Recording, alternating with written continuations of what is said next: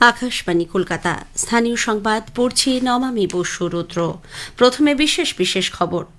অতীতের সব রেকর্ড ভেঙে দিয়ে রাজ্য বিধানসভা নির্বাচনে এবার সার্বিকভাবে ৯২% বেশি ভোট পড়েছে।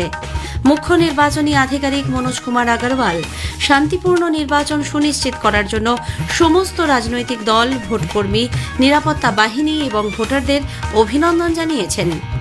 ভোট গণনা এবং ভোট পরবর্তী হিংসার আশঙ্কায় কলকাতা হাইকোর্টে দায়ের হয়েছে জোড়া মামলা। আইসিএসসি দশম ও আইএসসি দ্বাদশ শ্রেণীর মেন্স পরীক্ষার ফলাফল প্রকাশিত। আইএসসিতে ১০০% নম্বর পেয়ে দেশের মধ্যে প্রথম হয়েছেন উত্তর চব্বিশ পরগনার পানিহাটি সেন্ট জেভিয়ার্সের ছাত্রী অনুষ্কা ঘোষ। রাজ্যের বিভিন্ন জেলায় আজও ঝড় বৃষ্টির সম্ভাবনা, তাপমাত্রা কমায় স্বস্তিতে সাধারণ মানুষ। আসছে বিস্তারিত খবরে। রাজ্যে বিধানসভা নির্বাচনের দ্বিতীয় তথা চূড়ান্ত দফায় ৭টি জেলার ১৪২টি আসনে ৯২.৬৭% ভোট পড়েছে। সর্বাধিক ভোট পড়েছে পূর্ব বর্ধমানে ৯৩.৮৩%। সবচেয়ে কম ৮৭.৮৪% ভোট পড়েছে কলকাতা দক্ষিণে। প্রথম দফার মতোই এ পর্যায়েও মহিলাদের ভোটদানের হার বেশি। তবে সার্বিকভাবে ভোটদানের হার অতীতের সব রেকর্ড ভেঙে দিয়েছে। এখনও পর্যন্ত দু দফা মিলিয়ে রাজ্যে ৯২%-এর ওপর ভোট পড়েছে বলে খবর। প্রথম দফা নির্বাচনে গত ২৩শে এপ্রিল রেকর্ড ৯৩.১৯% ভোট পড়ে। দ্বিতীয় দফায় প্রার্থী ছিলেন ১,৪৪৮ জন। ভোটদাতা সংখ্যা ৩,২১,৭৫,০০০-এর বেশি।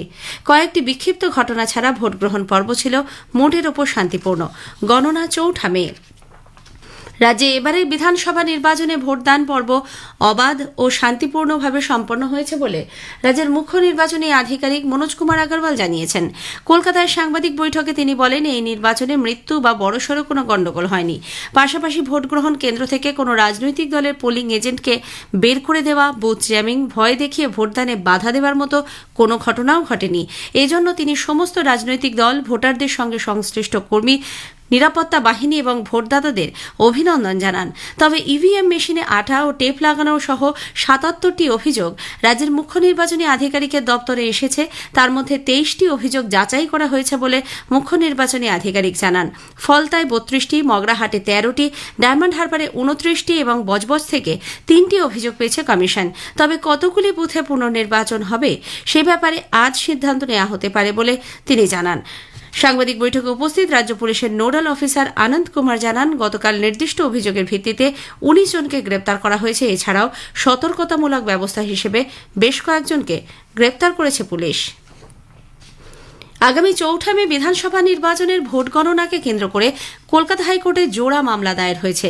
আইনজীবী ও সাংসদ কল্যাণ বন্দ্যোপাধ্যায় এবং আইনজীবী বিশ্বরূপ ভট্টাচার্যের দায়ের করা মামলায় দাবি করা হয়েছে, গণনা কেন্দ্রের সুপারভাইজার হিসেবে নির্বাচন কমিশন শুধুমাত্র কেন্দ্রীয় সরকারি কর্মীদেরই নিয়োগ করছে। একই সঙ্গে গণনা কেন্দ্রের স্থান বদল করা হচ্ছে বলেও তাঁর দাবি। কমিশনের এই সিদ্ধান্তকে চ্যালেঞ্জ করেই দায়ের হয়েছে মামলা।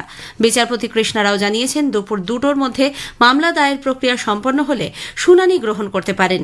এদিকে ভোট পরবর্তী হিংসার আশঙ্কায় কলকাতা হাইকোর্টে একটি জনস্বার্থ মামলাও দায়ের করা হয়েছে। মামলাকারীর বক্তব্য, গণনার পর কেন্দ্রীয় বাহিনী চলে গেলে এবং বুথভিত্তিক কোন প্রার্থী কত ভোট পেয়েছেন সেই তালিকা প্রকাশ হলে রাজ্যে হিংসার ঘটনা বৃদ্ধি পেতে পারে।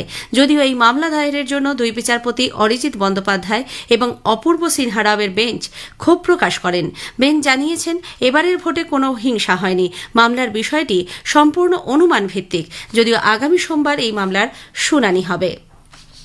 দ্বিতীয় দফার ভোটের পরেও রাজ্যে ৭০০ কোম্পানি কেন্দ্রীয় সশস্ত্র পুলিশ বাহিনী সিএপিএফ মোতায়েন রাখা হচ্ছে। নির্বাচন কমিশন গত ১৯শে মার্চ কেন্দ্রীয় বাহিনী নিয়ে বিজ্ঞপ্তি জারি করে। নিরাপত্তা এবং আইন শৃঙ্খলা রক্ষায় পরবর্তী নির্দেশ না দেওয়া পর্যন্ত এই সিদ্ধান্ত বহাল থাকবে বলে কমিশন সূত্রে জানা গেছে। পূর্ব বর্ধমানের আউশগ্রামে শাসক দলের হুমকির মুখে পড়ে বিজেপির পোলিং এজেন্টরা গতকাল বুথেই আটকে পড়েন বলে অভিযোগ উঠেছে। গুসকরা পুরসভার ৮ ও ৯ নম্বর ওয়ার্ডের একাধিক বুথে এজেন্টরা বাইরে বার হতে পারেননি। পরে অনেক রাতে আউশগ্রাম বিধানসভার বিজেপি প্রার্থী বৃষ্টির মধ্যে বুথে বুথে ঘুরে পোলিং এজেন্টদের নিরাপদে বাইরে বের করে আনেন বলে জানা গেছে। যদিও অভিযোগ অস্বীকার করেছে তৃণমূল কংগ্রেস। এদিকে দক্ষিণ চব্বিশ পরগনার ক্যানিং পূর্ব বিধানসভা কেন্দ্রের মঠের দিঘি এলাকায় ২৫৭ নম্বর বুথে বিজেপি কর্মী সমর্থকদের ওপর হামলার অভিযোগ উঠেছে তৃণমূল কংগ্রেস আশ্রিত দুষ্কৃতীদের বিরুদ্ধে। ঘটনায় অন্তত 5 জন বিজেপি কর্মী জখম হন। এদের মধ্যে একজনের অবস্থা আশঙ্কাজনক। তাকে কলকাতার একটি বেসরকারি হাসপাতালে ভর্তি করা হয়েছে। ঘটনার প্রতিবাদে অভিযুক্তদের গ্রেপ্তারের দাবিতে বিজেপি কর্মী সমর্থকরা বারুইপুর পুলিশ সুপারের অফিসের সামনে গতরাতে ধর্নায় বসেন। আজকের প্রসঙ্গে এবারের বিষয় অষ্টাদশ বিধানসভা ভোট ও ভারতের নির্বাচন কমিশন। এ বিষয়ে সাংবাদিক অমল সরকারের সঙ্গে কথা বলেছেন অভিজিৎ চক্রবর্তী। আকাশবাণী সংবাদ বিভাগ প্রযোজিত অনুষ্ঠানটি শুনবেন আজ রাত 8টায় গীতাঞ্জলি, ডিটিএইচ বাংলা এবং আকাশবাণী সংবাদ কলকাতা সোশ্যাল মিডিয়া প্ল্যাটফর্মে। স্থানীয় সংবাদ শুনছেন আকাশবাণী কলকাতা কেন্দ্র থেকে। আইসিএসসি দশম ও আইএসসি দ্বাদশ শ্রেণীর মেন পরীক্ষার ফলাফল প্রকাশিত হয়েছে। দুটি পরীক্ষাতেই পাশের হারে এগিয়ে রয়েছেন ছাত্রীরা। আইএসসিতে দেশের মধ্যে প্রথম হয়েছেন উত্তর 24 পরগনার পানিহাটির সেন্ট জেভিয়ার স্কুলের ছাত্রী অনুষ্কা ঘোষ। 400-র মধ্যে 400ই পেয়েছেন তিনি। আইএসসিতে সার্বিক পাশের হার 99.13%। এর মধ্যে মেয়েদের পাশের হার 99.48 এবং ছেলেদের পাশের হার 98.81%। আইসিএসসিতে পাশের হার 99.18%। এর মধ্যে ছাত্রীদের পাশের হার 99.46%। সব মিলিয়ে 2,58,000-এর বেশি পরীক্ষার্থী আইসিএসসি ও 1,03,000-এর বেশি পরীক্ষার্থী আইএসসি পরীক্ষা দিয়েছিলেন। পরীক্ষার ফল পুনর্মূল্যায়নের জন্য আগামীকাল থেকে 4 মে পর্যন্ত আবেদন জানানো যাবে। ফের পরীক্ষার জন্য রেজিস্ট্রেশন করতে হবে 8 থেকে 14 মের মধ্যে। রিভিউয়ের ফল প্রকাশিত হবে জুনের প্রথম সপ্তাহে। জলপাইগুড়ির রানীচেরা চা বাগান সংলগ্ন ফ্লাইওভারের পথ দুর্ঘটনায় এক যুবকের মৃত্যু হয়েছে, গুরুতর আহত আরও 2 জন। জানা গেছে, টোটোয় চেপে বাড়ি ফেরার সময় পিছন দিক থেকে একটি পিকআপ ভ্যান সেটিকে ধাক্কা মারে। গুরুতর আহত অবস্থায় দাহেস হাপুয়া, অজিন কুচুর ও জিব্রানুস খালকোকে হাসপাতালে নিয়ে যাওয়া হলে দাহেসের মৃত্যু হয়। বাকি 2 জনের চিকিৎসা চলছে। কলকাতার উল্টোডাঙ্গা ফ্লাইওভারের ওপর একটি মোটর বাইক নিয়ন্ত্রণ হারিয়ে ডিভাইডারে ধাক্কা মারলে 2 বাইক আরোহী গুরুতর আহত হন।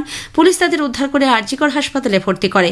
পরে একজনের অবস্থার অবনতি হওয়ায় তাকে এসএসকেএমে এবং অন্যজনকে বেসরকারি নার্সিংহোমে স্থানান্তরিত করা হয়েছে। দক্ষিণ 24 পরগনার ভাঙড়ে উত্তর কাশীপুর থানার ভোগালীতে পুলিশ আজ 7টি বোমা উদ্ধার করেছে। স্থানীয়রা মাঠের মধ্যে বোমা ভর্তি ব্যাগ দুটি দেখতে পেয়ে পুলিশে খবর দেন। পুলিশ গিয়ে এলাকা ঘিরে রাখে।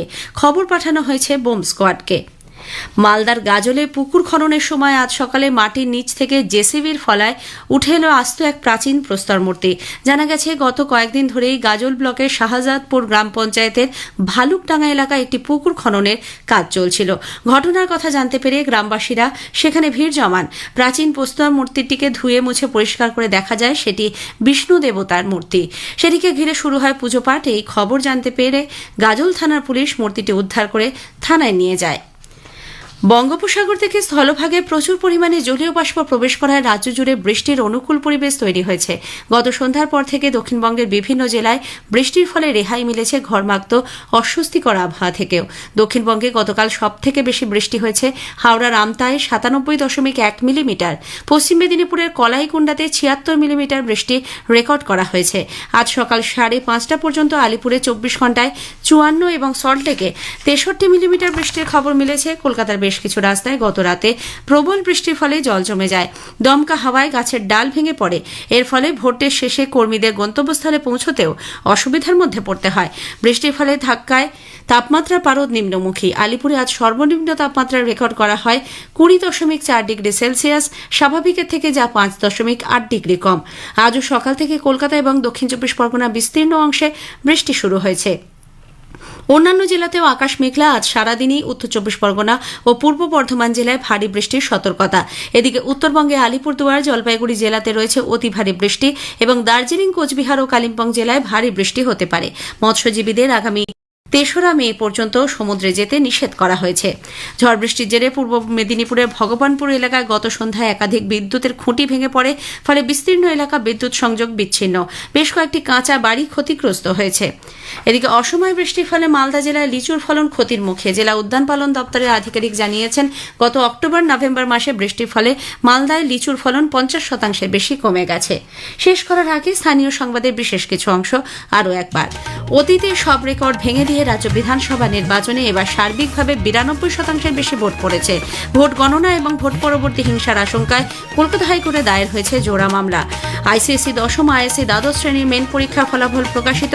আইএসসিতে 100 নম্বর পেয়ে দেশের মধ্যে প্রথম হয়েছেন উত্তর চব্বিশ পরগনা পানিহাটি সেন্ট জেভিয়ার্সের ছাত্রী অনুষ্কা ঘোষ। স্থানীয় সংবাদ শেষ হল। আকাশবাণী খবর পড়ছি পার্থপ্রতিম মিত্র। প্রথমে বিশেষ খবর। পশ্চিমবঙ্গে বিধানসভা নির্বাচনে অতীতের সব রেকর্ড ভেঙে দু দফায় 92% বেশি ভোট পড়েছে বলে জানা গেছে। গণনা 4 মে। প্রতিরক্ষামন্ত্রী রাজনাথ সিং ইটালির প্রতিরক্ষামন্ত্রী গুইদো ক্রোসেত্তোর সঙ্গে আজ সাক্ষাৎ করেছেন।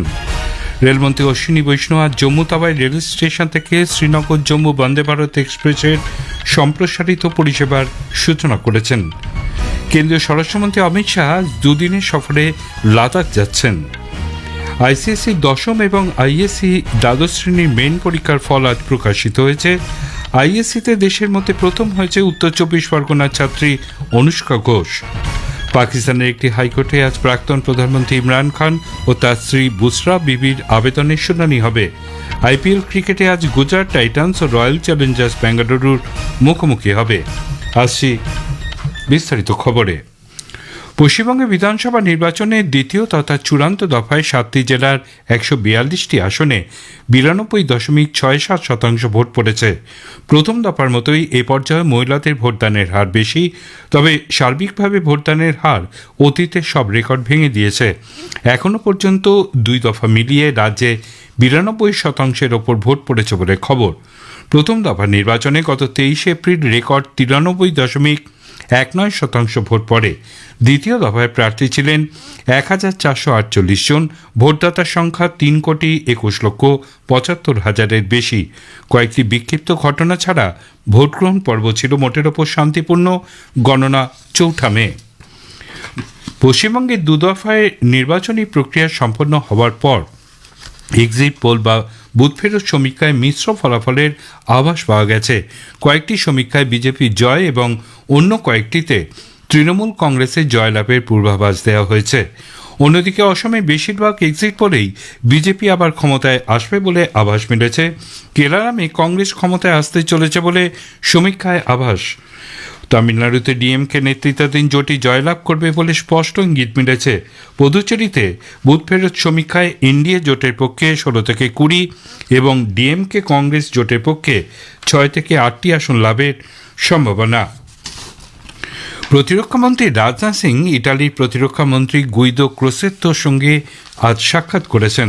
দুদেশের প্রতিরক্ষা মন্ত্রীদের দ্বিপাক্ষিক বৈঠকে উভয় নেতা দুদেশের মধ্যে প্রতিরক্ষা সহযোগিতা সংক্রান্ত বিভিন্ন বিষয়ে আলোচনা করেছেন। নিরাপত্তা সংক্রান্ত বিভিন্ন আঞ্চলিক ও আন্তর্জাতিক বিষয়ে তাদের মধ্যে মত বিনিময় হয় বলে মনে করা হচ্ছে। এর আগে প্রতিরক্ষামন্ত্রী জাতীয় যুদ্ধ স্মারকে পুষ্পার্ঘ্য অর্পণ করে শ্রদ্ধা জানান। তাকে গার্ড অফ অনারও দেয়া হয়।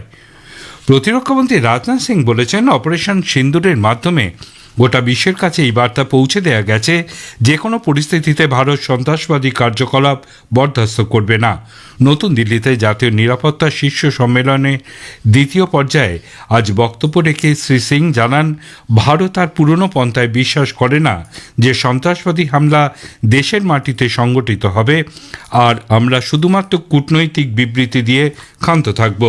প্রতিরক্ষামন্ত্রী আরও জানান, ভারতের প্রতিরক্ষা সরঞ্জাম রপ্তানি 2025-26 আর্থিক বছরে রেকর্ড 38,424 কোটি টাকায় পৌঁছেছে, যা বিগত বছরের থেকে 62% বেশি। তিনি বলেন, সরকার দেশের পরিকাঠামো গঠনের পাশাপাশি কৃত্রিম মেধা ক্ষেত্রে দেশের ছোট ছোট শহরগুলির যুবদের কর্মসংস্থানেরও উদ্যোগ নিয়েছে। পশ্চিম এশিয়ার সাম্প্রতিক যুদ্ধ বিষয়ে আলোকপাত করে পরিস্থিতির দ্রুত বদল হচ্ছে বলে তিনি জানান, সেই মতন দেশকেও সেই ধারার সঙ্গে মানিয়ে নিতে হচ্ছে। কৃত্রিম বুদ্ধিমত্তা এক্ষেত্রে বিশেষ ভূমিকা রয়েছে বলে শ্রী সিং উল্লেখ করেন।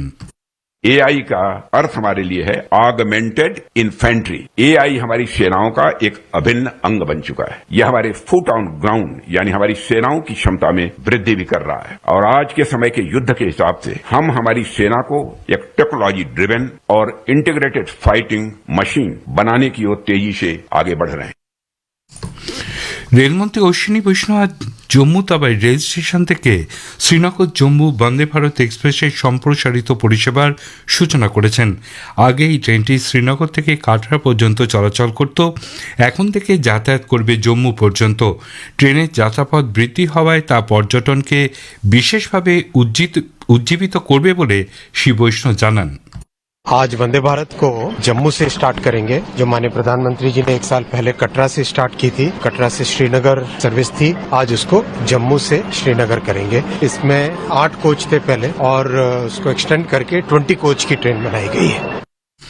প্রধানমন্ত্রী নরেন্দ্র মোদী বলেছেন, শিল্পোদ্যোগী এবং উৎসাহী নাগরিক দেশের শক্তি। সমাজ মাধ্যমের একটি পোস্টে সংস্কৃত সুভাষিতমের কথা তুলে ধরে প্রধানমন্ত্রী বলেন, পরিশ্রমী নাগরিকদের মাধ্যমেই উন্নয়নের নতুন দিগন্ত উন্মোচিত হবে। তিনি বলেন, নাগরিকদের সহযোগিতায় দেশ এখন সমৃদ্ধি, আত্মনির্ভরতা এবং উন্নয়নের শীর্ষ ছুঁয়েছে। কেন্দ্রীয় স্বরাষ্ট্রমন্ত্রী অমিত শাহ তৃতীয় শিখ গুরু অমর দাসের জন্মবার্ষিকীতে দেশবাসীকে শুভেচ্ছা জানিয়েছেন। সমাজ মাধ্যমের একটি পোস্টে শ্রী শাহ উল্লেখ করেন, শিখ গুরু সেবা উৎসর্গের মাধ্যমে মানবিকতাকে জাগ্রত করেছিলেন। কেন্দ্রীয় স্বরাষ্ট্রমন্ত্রী অমিত শাহ দুদিনের সফরে লাদাখ যাচ্ছেন। সমাজ মাধ্যমের একটি বার্তায় শ্রী শাহ বলেন, আগামী 1 মে বুদ্ধ পূর্ণিমা তিথি থেকে শুরু হওয়া ভগবান বুদ্ধের পবিত্র স্মৃতিচিহ্ন আন্তর্জাতিক প্রদর্শনে তিনি প্রথমবারের জন্য যোগ দেবেন। কৃষিজ প্রক্রিয়াকরণজাত খাদ্য রপ্তানি উন্নয়ন সংস্থা উত্তরপ্রদেশের কৃষি দপ্তরের সঙ্গে 70 বছরের লিজ সংক্রান্ত চুক্তি স্বাক্ষর করেছে। পিলভেটে বাসমতি এবং জৈব প্রশিক্ষণ কেন্দ্র স্থাপনের জন্য এই চুক্তি। ভারতের বাসমতি চাল উৎপাদন বৃদ্ধির লক্ষ্যে এই পদক্ষেপ। আজকের প্রসঙ্গে এবারের বিষয়ে অষ্টাদশ বিধানসভা ভোট ও ভারতের নির্বাচন কমিশন এই বিষয়ে সাংবাদিক অমল সরকারের সঙ্গে কথা বলেছেন অভিজিৎ চক্রবর্তী।